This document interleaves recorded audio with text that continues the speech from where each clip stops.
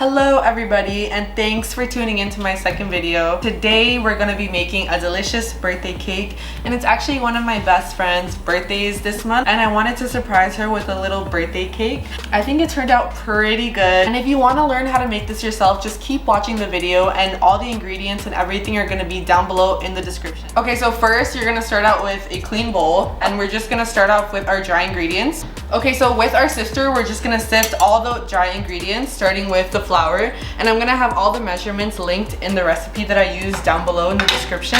So here I'm just gonna sift my flour. And then in here we have the baking soda, baking powder, and salt, and the sugar. And we're gonna whisk it all together.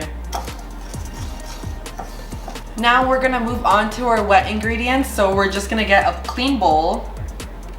We're gonna add in the egg whites. The egg whites are just so that the cake could be a little more white and not so yellow. The sour cream, the milk, the vanilla extract, and we're gonna whisk it all together. Now we add the butter. Okay, so I went in with my electric mixer because it's a lot easier than the whisk. But now I'm gonna add the dry ingredients and the flour and everything inside the bowl so we can mix it. Just add little by little, and then you can start whisking what you have inside.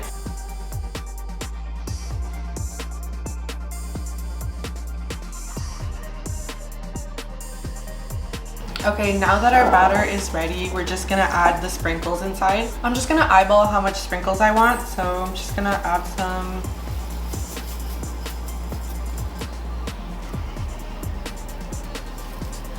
Now it's time to prep our pans. So I'm just using 3 6-inch pans, and I just buttered them and put some parchment paper under it. And now divide the batter evenly into each of them.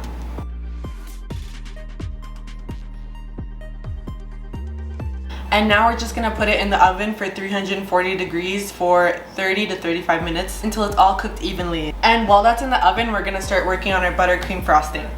So we're back and we're ready to make our buttercream frosting for our cake. So I'm just gonna grab a bowl. You're just gonna take your measured butter, put it in the bowl. Buttercream, you can't really make it with a whisk. So I took my electric mixer here, and I'm just gonna mix the room temperature butter for about 5 minutes until it's light and fluffy. So we're just gonna do that right now.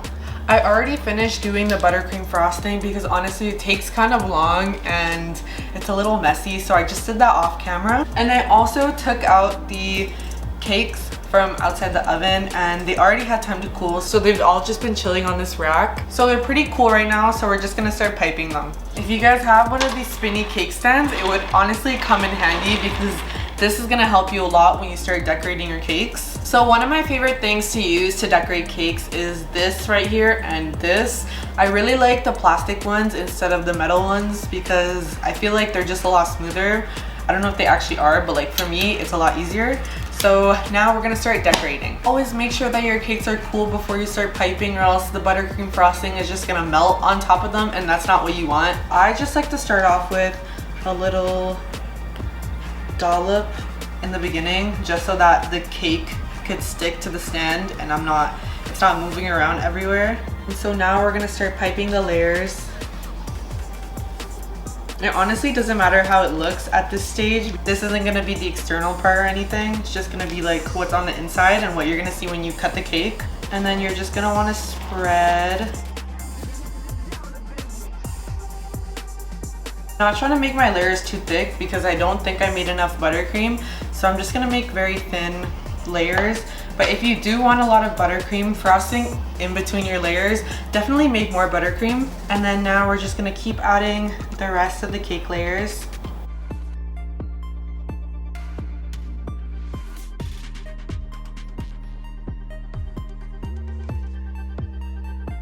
Now we're just gonna add the last cake layer.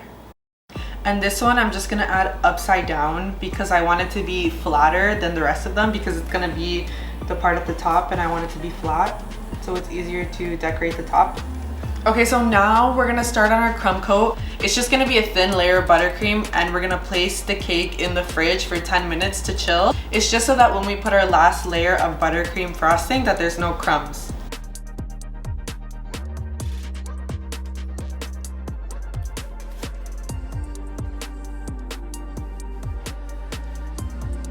So now we're gonna go in with our scraper.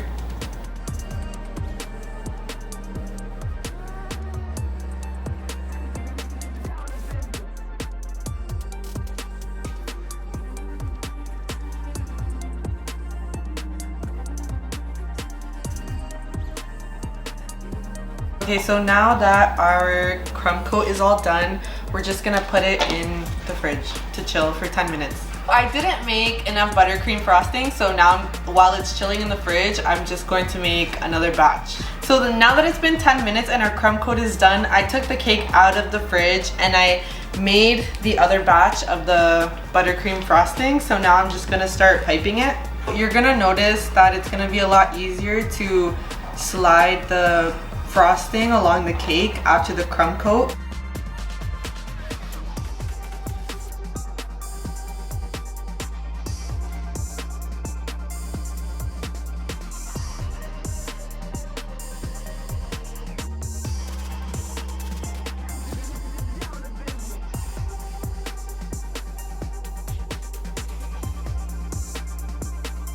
After 5 hours, we got it to the perfect amount of buttercream that I want on top of it, and now it's like perfect, even layers everywhere. We're actually gonna go in with the sprinkles first.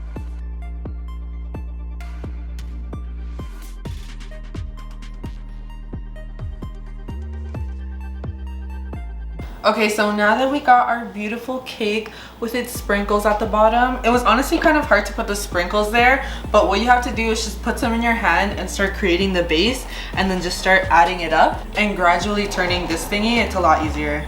So now we're gonna go in with the little dollops at the top. However many, just depends on how little or big your cake is. Mine is little, so I'm just gonna make some big ones, so there's not gonna be like a lot on top because I want it to be like kind of like a simple birthday cake.